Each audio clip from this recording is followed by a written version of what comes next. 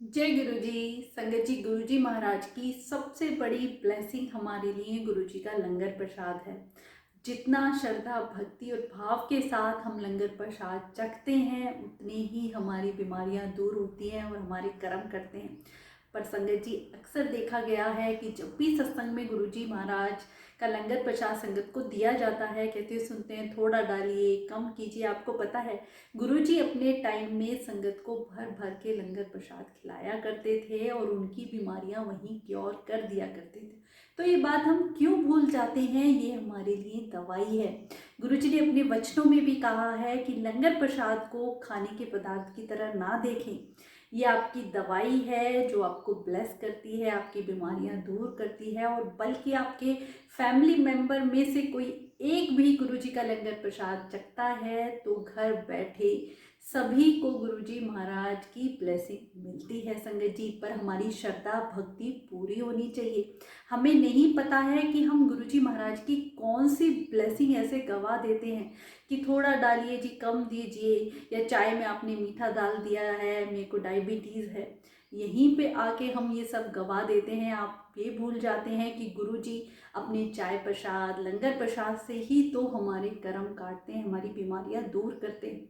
संगत जी, एक आंटी जो पूरी श्रद्धा भक्ति के साथ गुरुजी के बड़े मंदिर जाती हैं और मन में यही डिसाइड करती हैं कि आज मैं लंगर प्रसाद पूरे भाव से खाऊंगी, इसे खाने के पदार्थ की तरह नहीं देखूंगी।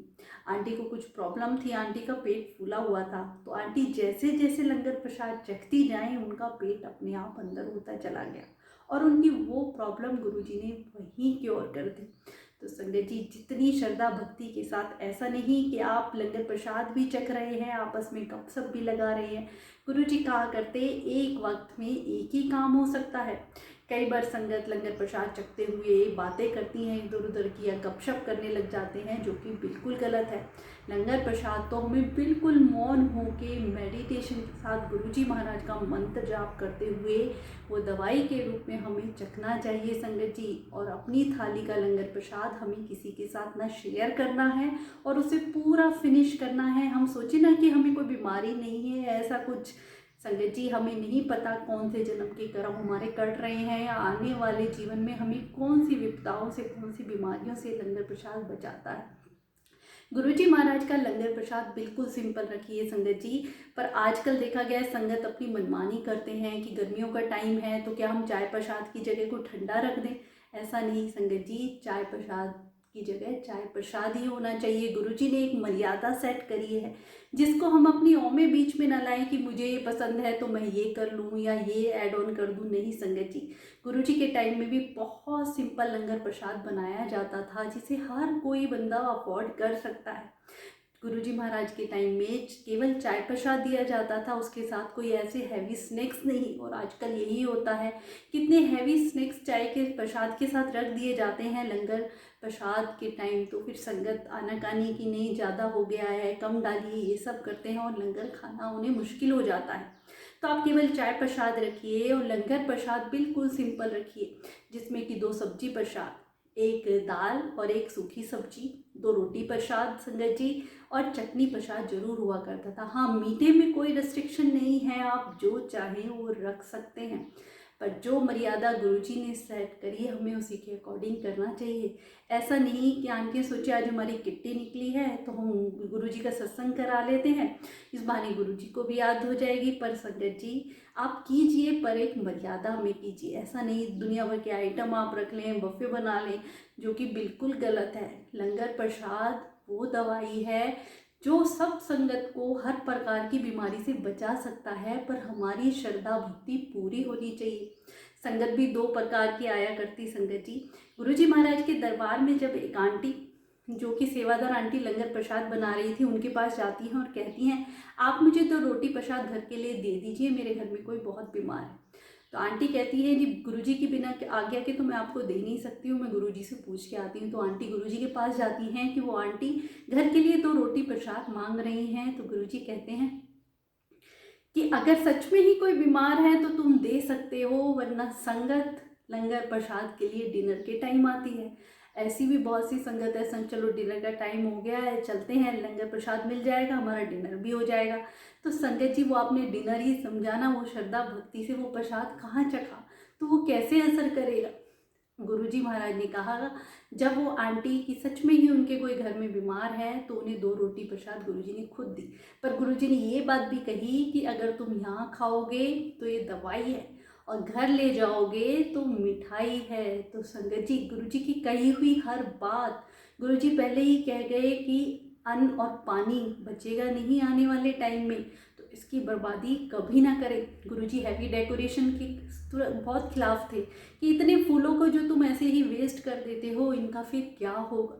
तो हमें बहुत ही गुरुजी महाराज जब हमारा बहुत ही सिंपल स्थिति से हमें बता के गए हैं, एक मर्यादा सेट करके गए हैं, तो हम उसमें सारी चीज़ें ऐड ऑन क्यों करते हैं। आगे आने वाली जनरेशन या नई संगत को जब तक हम गुरुजी महाराज के द्वारा बताए हुए नियमों के अनुसार ही सत्संग नहीं करेंगे तो उन्हें क्या मिलेगा संगत जी, वो भी और ऐड ऑन करते चले जाएंगे तो सत्संग की एक रूपरेखा है वो बिल्कुल बदल जाएगी। हमें भी वही चीज़ आगे लेके जानी है और लंगर प्रसाद हम हमेशा पूरी श्रद्धा भक्ति के साथ ही खाएं संगत जी। ऐसा नहीं आप गपशप कर रहे हैं, बातें कर रहे हैं, बिल्कुल गलत है। गुरुजी महाराज जब भी कभी लंगर प्रसाद सर्व कराया करते, एक बार ऐसा ही हुआ मंदिर में लंगर प्रसाद सर्व कर दिया गया, उनमें से फिर एक संगत को गुरुजी ने उठा के कहा सत्संग सुना, तो बाकी संगत को गुरुजी ने तुरंत रोक दिया कि कोई लंगर नहीं चखेगा। अब काफ़ी सारी संगत जिनका ध्यान केवल लंगर में ही था, सामने लंगर प्रसाद रखा है, अंकल सत्संग सुना रहे हैं, आधों का ध्यान नहीं किया। तो बार बार गुरुजी ने यही समझाया कि एक वक्त में एक ही काम करो, जब कोई सत्संग सुना रहा है तो उसका सत्संग पूरी श्रद्धा भक्ति के साथ सुनो। सत्संग सुनने वाले का भी भला होता है और सुनाने वाले का भी। आप बीच में लंगर प्रसाद नहीं सर्व कीजिए संगत जी। अक्सर सत्संग में देखा गया कि लंगर प्रसाद भी संगत चख रही है और सत्संग शेयरिंग भी चल रही है, आपको नहीं पता है कि आप सत्संग का मेन पार्ट ही गंवा देते हैं, ब्लेसिंग का। तो जब भी कोई सत्संग शेयरिंग करता है उस वक्त पिन ड्रॉप साइलेंस होना चाहिए, लंगर सर्व ना किया जाए। हाँ, जब कोई सत्संग संगत सुना देती है उसके बाद लंगर सर्व किया जाए संगत जी। और सत्संग शेयरिंग भी ज़्यादा बड़ी नहीं होनी चाहिए, गुरुजी भी कम ही रखा करते थे।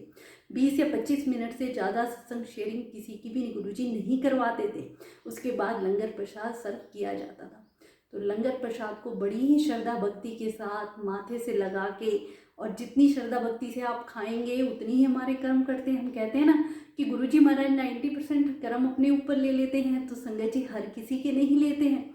जितनी श्रद्धा भक्ति हम डालेंगे गुरुजी के, उतनी ही वो हमारे कर्म करते हैं। ऐसा नहीं कि गुरुजी से जुड़ गए सब ठीक हो जाएगा, लंगर प्रसाद कर लिया तो हम ठीक हो जाएंगे, नहीं। उसमें हमारा भाव, हमारी श्रद्धा भक्ति पूरी होनी चाहिए, हमारा विश्वास पूरा होना चाहिए।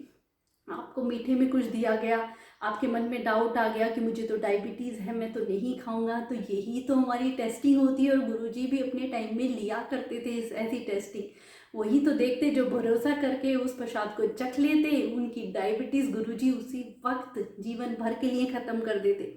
और जिनके मन में डाउट आ गया, जिन्होंने नहीं किया, आज तक भी वो अपनी इसी बीमारी से पीड़ित हैं। तो संगत जी गुरुजी महाराज के वचनों पे चलें, उनके द्वारा तय की गई हर रूपरेखा को हमें जो के त्यों रखना है, उसमें कुछ भी अपना एड ऑन नहीं करना है, क्योंकि हम सत्संग कराते हैं गुरुजी महाराज के लिए, उनकी ब्लेसिंग पाने के लिए। ना ही हमें संगत को कुछ दिखाना है, ना ही किसी और को। केवल हम श्रद्धा भक्ति के साथ गुरुजी के नाल ही जुड़ना है और उनके अनुसार ही हमें सत्संग करना चाहिए। शुक्राना गुरुजी।